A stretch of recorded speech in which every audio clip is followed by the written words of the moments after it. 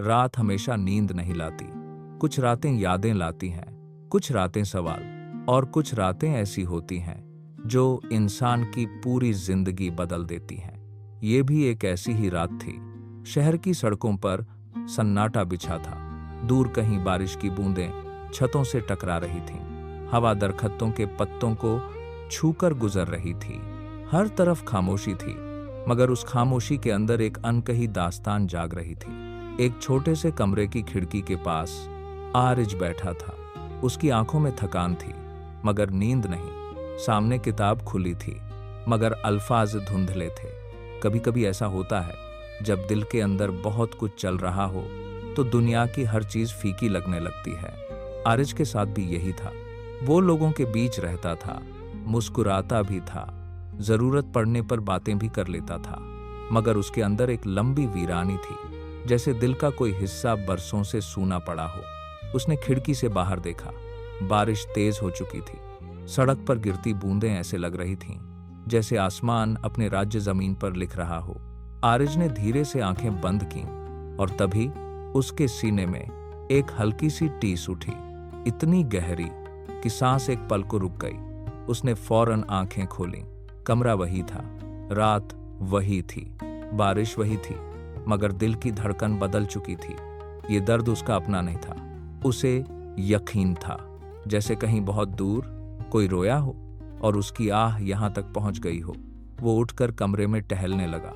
खुद से कहने लगा, शायद वहम है, शायद थकान है, शायद दिल का फरेब है। मगर दिल हमेशा झूठ नहीं बोलता। कभी कभी दिल वो सच जान लेता है जो आंखें भी नहीं देख पाती। उसी वक्त दूसरे शहर में, दूसरी छत के नीचे, दूसरी जिंदगी के अंदर माहिरा अपनी बालकनी में खड़ी थी। हाथों में चाय का कप था, मगर चाय ठंडी हो चुकी थी। उसकी नजरें आसमान पर थीं। माहिरा को रातें पसंद थीं, क्योंकि दिन लोगों का होता है और रात इंसान की अपनी। दिन भर वो हंसती थी, सबसे मिलती थी, हर महफिल की रौनक बनती थी, मगर रात होते ही उसकी मुस्कान उतर जाती थी। दिल पर एक अजीब सा साया छा जाता था, जैसे कोई कमी हो जिसका नाम भी मालूम ना हो। उसने चाय का कप मेज पर रखा। तभी उसकी आंखों से अचानक आंसू निकल पड़ा, बिना वजह, बिना याद, बिना किसी दर्द के। वो खुद हैरान रह गई। आखिर ये आंसू किस लिए थे? कौन सा गम था जो उसे याद भी नहीं, मगर दिल उसे रो रहा था? उसने अपने आंसू पोंछे। उधर उसी पल आरिज ने अपने गाल पर नमी महसूस की। उसने हाथ लगाया। आंसू, मगर वो रोया नहीं था। दो शहर, दो जिंदगियां, दो अजनबी और एक ही दर्द। रात और गहरी हो गई। हवा तेज चलने लगी। माहिरा कमरे में आई, बत्ती बुझाई और बिस्तर पर लेट गई। आरिज भी थककर बिस्तर पर गिर पड़ा। दोनों की आंखें बंद हुईं और फिर दोनों ने एक ही ख्वाब देखा। एक लंबा रास्ता जिस पर धुंध बिछी थी। रास्ते के आखिर में एक दरवाजा था, पुराना, खामोश, मगर जैसे सदियों से किसी का इंतजार कर रहा हो। आरिज उस रास्ते पर चल रहा था। उधर से माहिरा भी उसी रास्ते पर आ रही थी। दोनों के कदम करीब आते गए। दिल की धड़कन तेज होती गई। हवा रुक गई। धुंध हटने लगी। बस एक पल बाकी था, जब दोनों एक दूसरे को देख लेते कि अचानक दरवाजा जोर से बंद हो गया। दोनों की आंख खुल गई। कमरे में सन्नाटा था, मगर दिल अब भी तेज धड़क रहा था।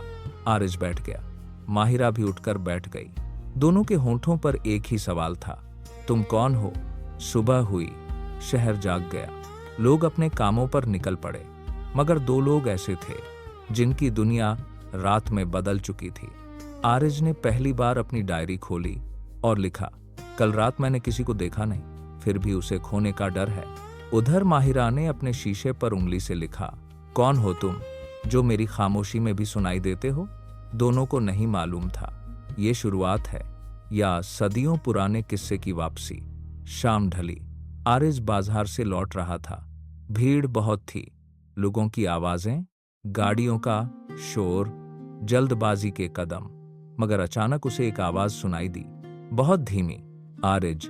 वो रुक गया, पीछे मुड़ा। कोई नहीं था। भीड़ थी, मगर वो आवाज किसी और की नहीं थी। वो आवाज दिल तक गई थी। उधर उसी वक्त माहिरा किताब पढ़ रही थी। तभी उसके कानों में फुसफुसाहट आई। माहिरा, उसने किताब गिरा दी। कमरे में कोई नहीं था। खिड़की बंद थी, दरवाजा बंद था, मगर आवाज साफ थी। दोनों डर गए, दोनों बेचैन हुए। दोनों ने उस रात फिर सोने से डर महसूस किया, क्योंकि अब ये सिर्फ एहसास नहीं था, अब कोई उन्हें पुकार रहा था। रात फिर आई। आसमान पर वही बादल लौटे, बारिश की पहली बूंद गिरी, और दूर कहीं वही पुराना दरवाजा धीरे से खुला, जारी रहेगा।